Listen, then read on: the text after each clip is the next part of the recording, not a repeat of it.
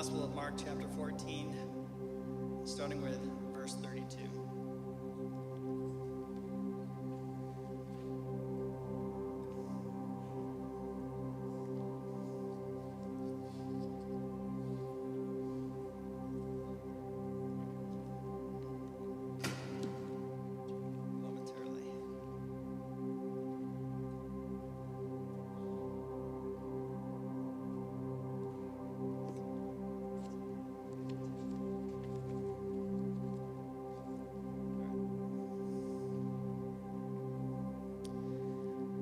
to a place called Gethsemane, and Jesus said to his disciples, "Sit here while I pray."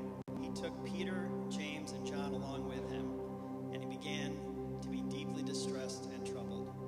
"My soul is overwhelmed with sorrow to the point of death," he said to them. "Stay here and keep watch." Going a little farther, he fell to the ground and prayed that if possible, the hour might pass from him. "Abba, Father," he said, "everything is possible for you. Take this cup from me. Yet not what I will, but what you will." Then he returned to his disciples and found them sleeping. "Simon," he said to Peter, "are you asleep? Couldn't you keep watch for 1 hour? Watch and pray so that you will not fall into temptation. The spirit is willing, but the flesh is weak." Once more he went away and prayed the same thing. When he came back, he again found them sleeping because their eyes were heavy. They did not know what to say to him.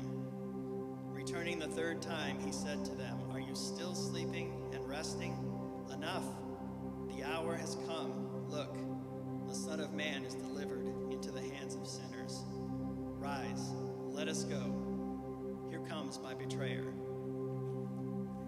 Just as he was speaking, Judas, one of the 12, appeared. With him was a crowd armed with swords and clubs, sent from the chief priests, the teachers of the law, and the elders. Now the betrayer had arranged a signal with them. "The one I kiss is the man. Arrest him and lead him away under guard." Going at once to Jesus, Judas said, "Rabbi," and kissed him. The men seized Jesus and arrested him. Then one of those standing near drew his sword and struck the servant of the high priest, cutting off his ear. "Am I leading a rebellion," said Jesus, "that you have come out with swords and clubs to capture me? Every day I was with you, teaching in the temple courts, and you did not arrest me. But the scriptures must be fulfilled." Then everyone deserted him and fled.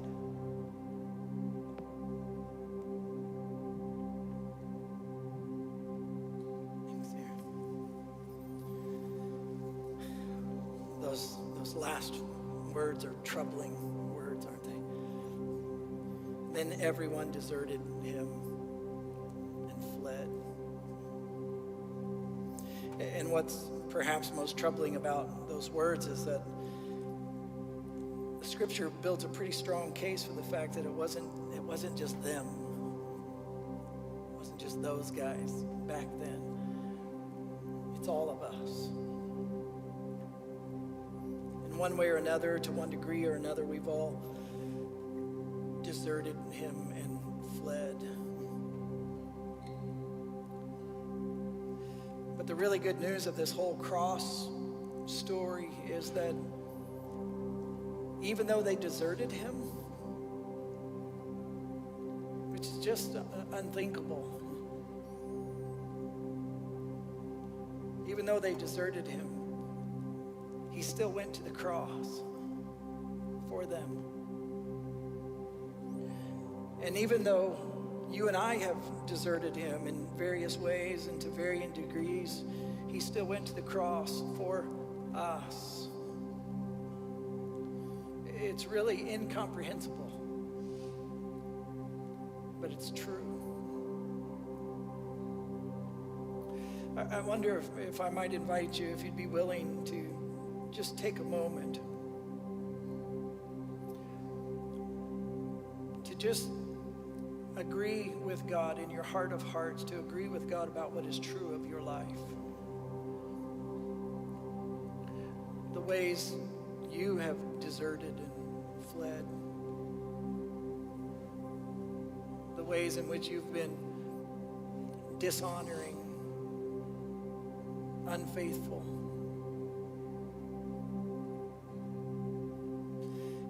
And then, once you've gone there, to recognize that when Jesus embraced the horror and the agony of the cross, he did it for you.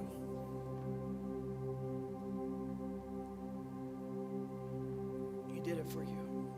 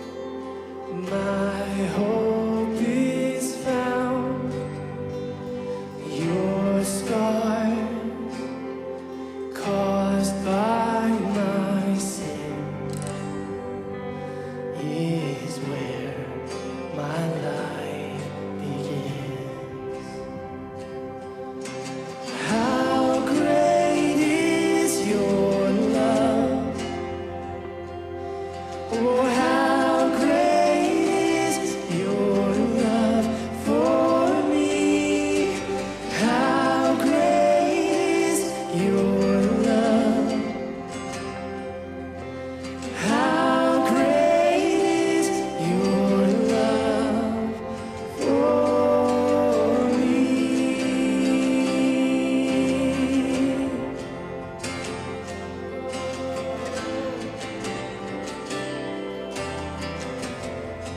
Let's stand together and sing. My heart cannot contain this joy, but by your pain, such grace I can't repay.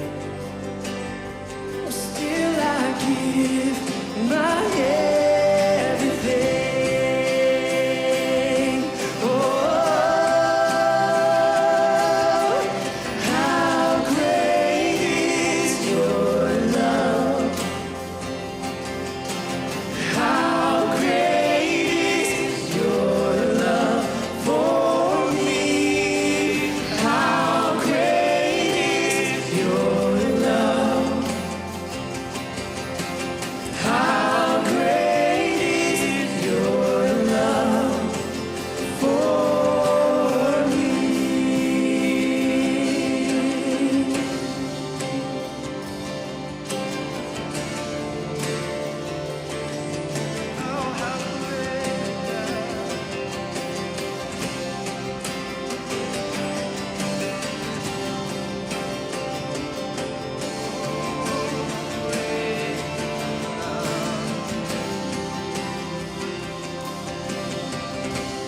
So high, so deep, so great that it's overwhelming.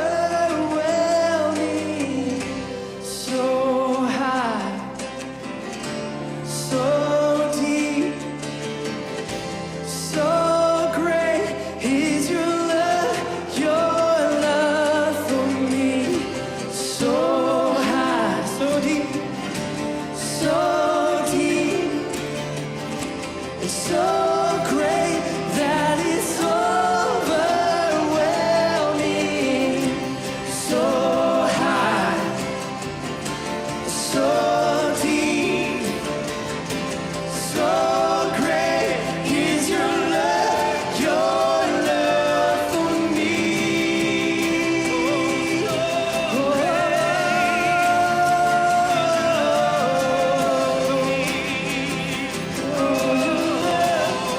Your love, how great is your love?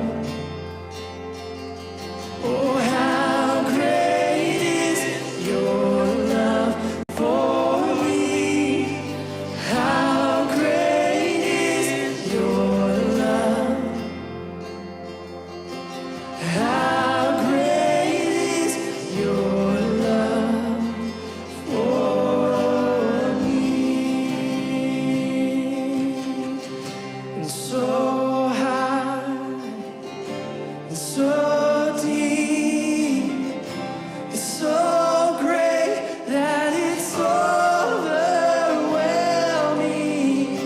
So high, and so deep, so great is your love for me. So high, so deep, so great that it's overwhelming. So high, so deep,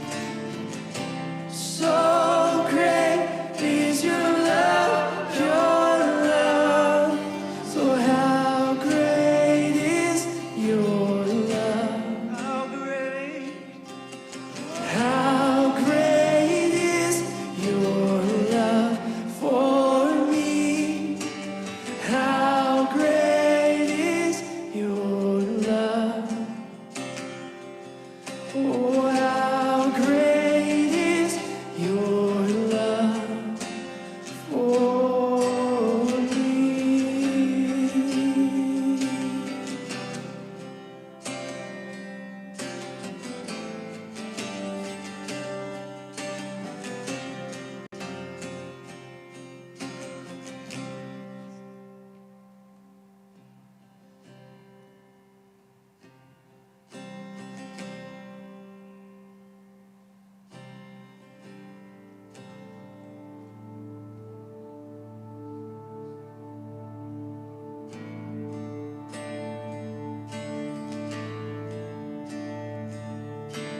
When I survey the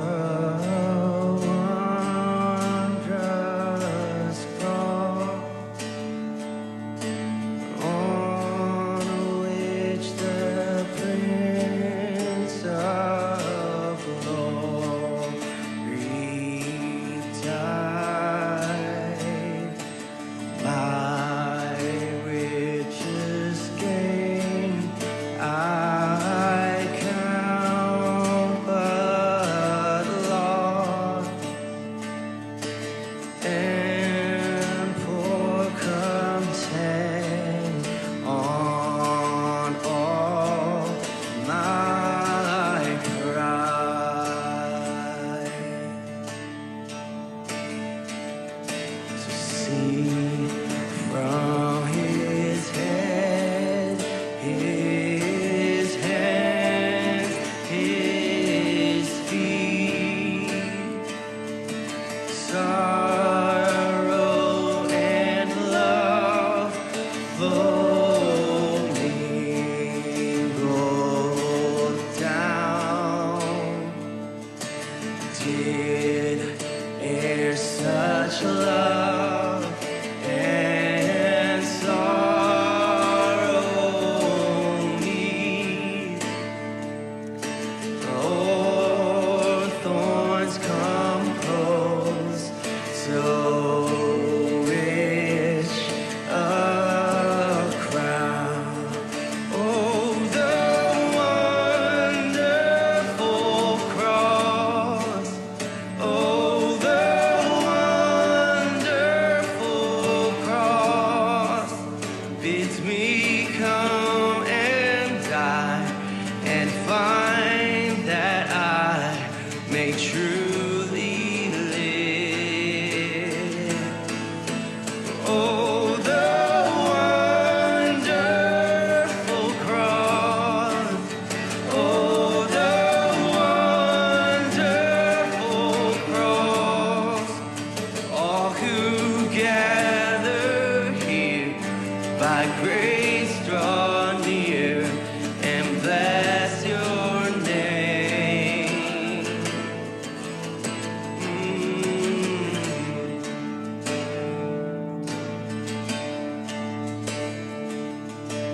Bear the whole round of nature mine,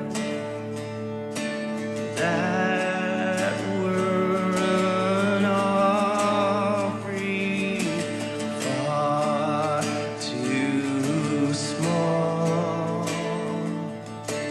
Love so amazing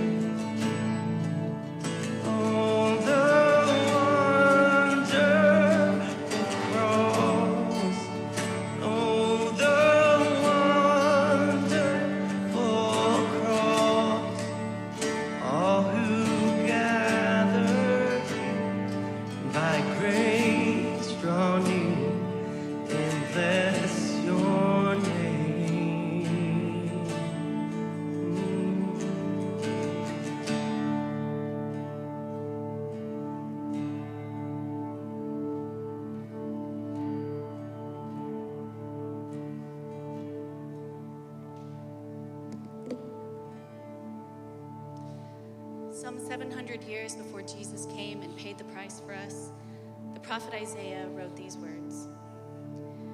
Who has believed our message, and to whom has the arm of the Lord been revealed? He grew up before him like a tender shoot and like a root out of dry ground. He had no beauty or majesty to attract us to him, nothing in his appearance that we should desire him. He was despised and rejected by mankind, a man of suffering and familiar with pain. Like one from whom people hide their faces, he was despised, and we held him in low esteem.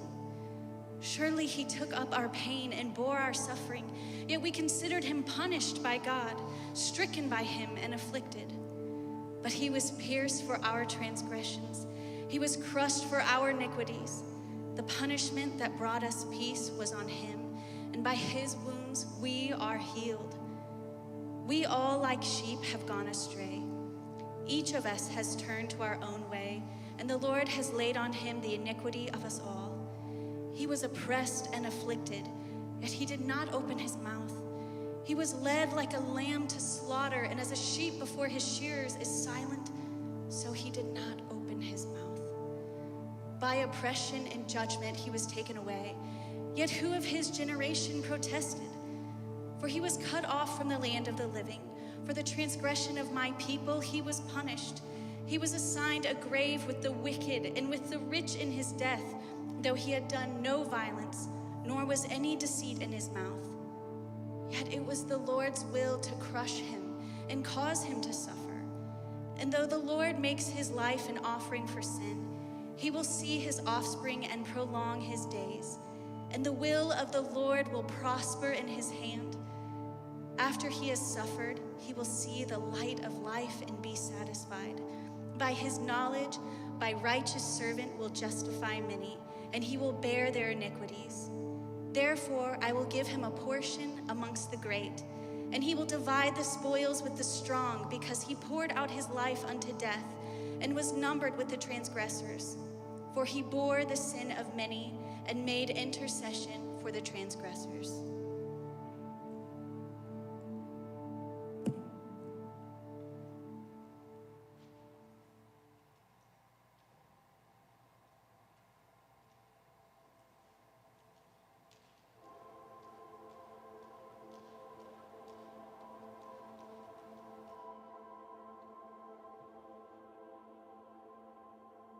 The cross. It was meant to horrify the world. It was meant for humiliation.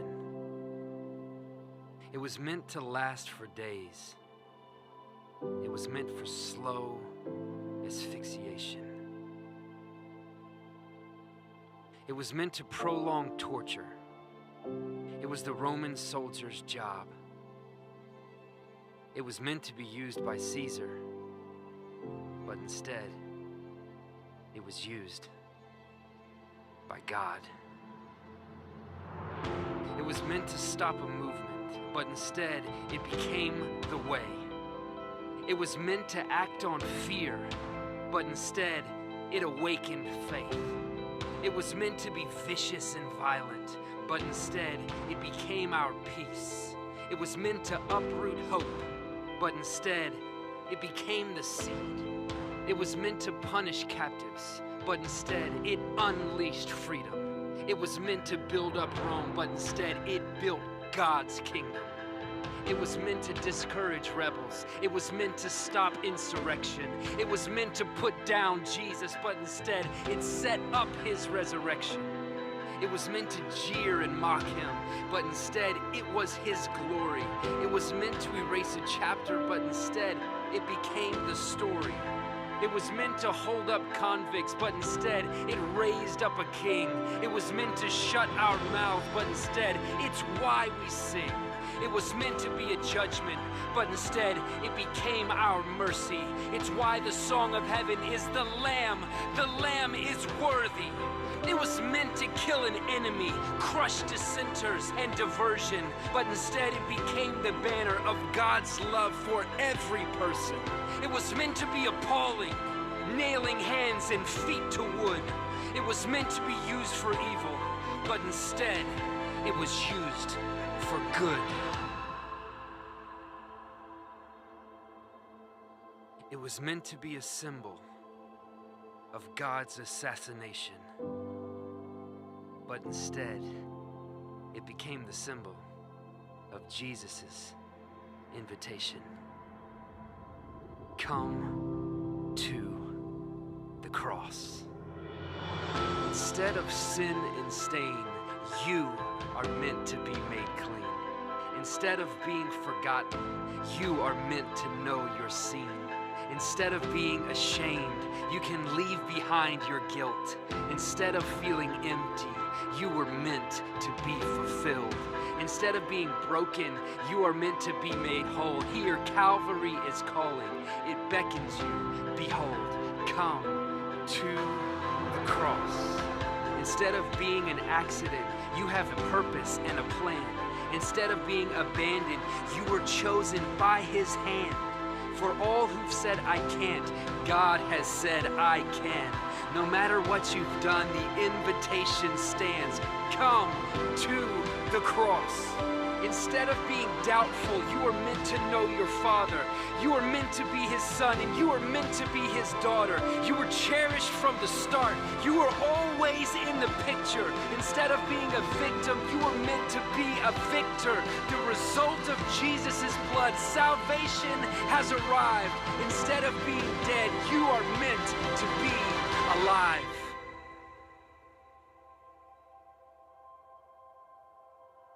The cross.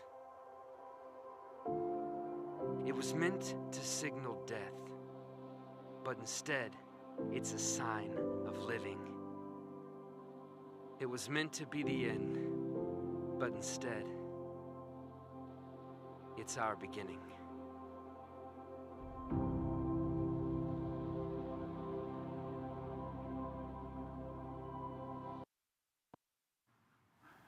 See you.